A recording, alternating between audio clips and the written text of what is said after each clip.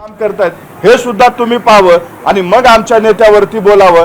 आमच्या पक्षातले प्रश्न सोडवण्यासाठी आमच्या पक्षात जर कोणी चुकला तर त्याला शिक्षा करण्यासाठी सुनेत्रावहिनी पवार या सक्षम आहेत।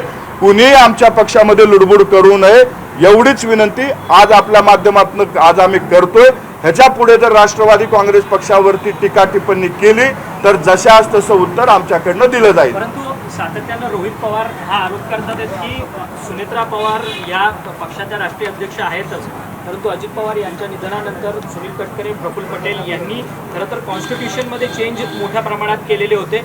कॉन्स्टिट्यूशनमध्ये चेंज असे करण्यात आलेले होते की जिथे वर्किंग कमिटीला सगळे निर्णय घेण्याचे अधिकार होते त्या ठिकाणी प्रेसिडेंट/वर्किंग प्रेसिडेंट असा उल्लेख जो आहे तो या सगळ्या नवीन कॉन्स्टिट्यूशनमध्ये नमूद करण्यात आलेला होता आणि यालाच आक्षेप कुठेतरी सुनेत्रा पवारांनी घेतला आणि सुनेत्रा पवारांनी खरं तर पत्र लिहिलं इलेक्शन कमिशनला की हे सगळे जे काही कॉन्स्टिट्यूशनमधले अमेंडमेंट दिलेले आहेत ते रद्द करण्यात यावे अशा पद्धतीचं पत्र होतं। मग सुनेत्रा वहिन्यांनी खोटं बोललेलं आहे का?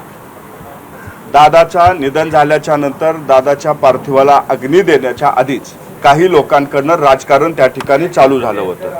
पक्षामधला काही अंतर्गत निर्णय आहेत ते निर्णय बाहेर सांगून नाही, पूर्णपणे आमच्या पक्षातील नेत्यांनी अजितदादाच्या कुटुंबाच्या ताब्यात कसा पक्ष राहील यासाठी प्रयत्न केलेला आहे। अनेक लोकांनी डावपेच चालू केलेले होते, त्यांचे डावपेच हाणून पाडण्यासाठी अशा पद्धतीचं काही बदल करावे लागले असतील तर केले असतील, परंतु याबाबत वरिष्ठ नेते तुम्हाला योग्यरित्या सांगतील।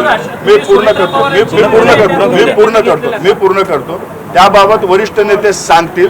वहिनी पुढच्या काळामध्ये यावरती आपल्याला हे सांगतील, परंतु आमच्या पक्षामध्ये जर कोणी चुकला तर त्या चुकीला पूर्णपणे शिक्षा करण्याचा अधिकार वहिनीला आहे।